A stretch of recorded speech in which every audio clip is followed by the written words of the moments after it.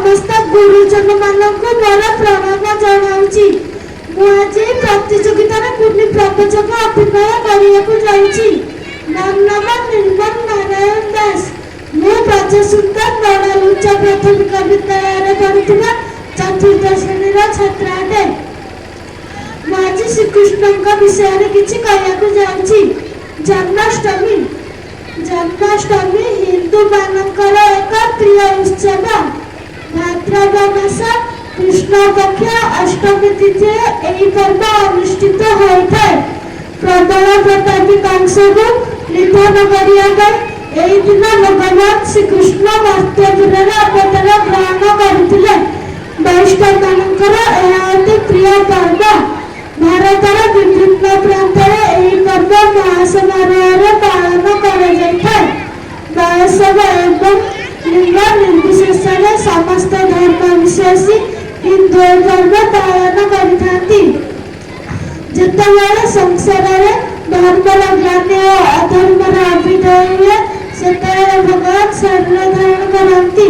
साधु सन्थों परित्राण असाधु और दुष्ट लोकों दमन निजर स्वरूप प्रकाश करती एवं अधर्मर विनाश करी धरापृष्ठ धर्म स्थापित करती। यही उद्देश्य से धरापृष्ठ बारंबार जन्म लाभ करती। यही पर्व से गीतार उल्लेख कर यदा यदा हि धर्मस्य ग्लानिर्भवति भारत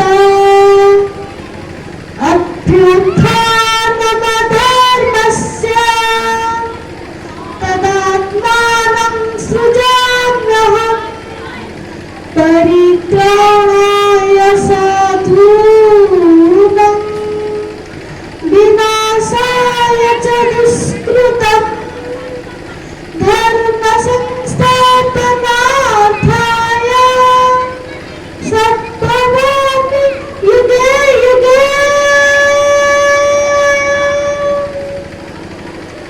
तापर जुगरे प्रतापी राक्षस मानकर अत्याचार पृथ्वी विपदग्रस्त हो उठिला। एई अत्याचारी राक्षस मानकर अधिपति थिला कंस।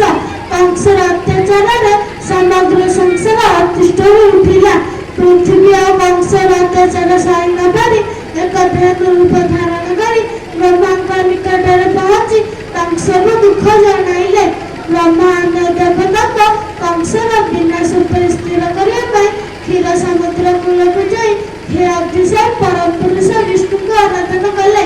विष्णु देवगण को सम्मिलित स्थिति संतुष्ट हो जागृत हेले एवं देवता मान सुरक्षा देवाई मर्त्यपुर अवतार ग्रहण दृढ़ प्रतिश्रुति बाधा देले। अधर्म को विनाश कर धर्म रक्षा निमंते स्वयं भगवान कंसर पुत्र ने माता देवकी अष्टम गर्भर जन्म नेବା इच्छा कले। उग्रसेन क्षत्रज संतान थिला अत्याचारी कंस। उग्रसेन भ्रातृ देवंकर कन्या थिला देवकी। देवंका सुरुंदा पुत्र वासुदेव सहित विवाह करदेले। विवाह उत्सव पर रानी देवकी और किशोर वासुदेव को एक सदृश रथर बसाई निज रथ चालन कर नगर भ्रमण करने अवसर आकाश अचानक भाव शुणवानी है जे देवकीर अष्टम गर्भर संतान तार हत्या कर क्रोधित हो कंस मान हत्या करने तारामारी कोशमुक्त कले। विचलित हो वसुदेव देवकीर जीवन भिक्षा कले एवं देवकीर संतान जन्म होगा कंस को प्रदान करने निमित्त प्रतिश्रुति बदले। कंस उभय भ्राणी अभिनय को बंदी कर कारागार रखिले। शर्त अनुसार गोटे पर गोटे संतान कंस बंद कर चलला। देवकीर सप्तम गर्भ संतान भगवान शिशुदेव को जग अंतर्धान कर वसुदेवंकर अन्यतम पत्नी रोहिणी गर्भर आश्रय नेले। गोपपुर शेषदेव बलराम नाम परिचित हेले। भाद्रव मास कृष्ण पक्ष अष्टमी तिथि रात्रि 8 रोहिणी वृक्ष नक्षत्र संचय भगवान विष्णु को धरावतरण संग पाखे आश्रय जन्म मृत्यु चक्र प्राणी मान को मुक्ति देउता भगवान विष्णु शेषर जगतर मंगल नारद धारण कर पूर्व दिगरी स्वर्ग धरी उदय पूर्ण चंद्र पर नाम गांधी धारण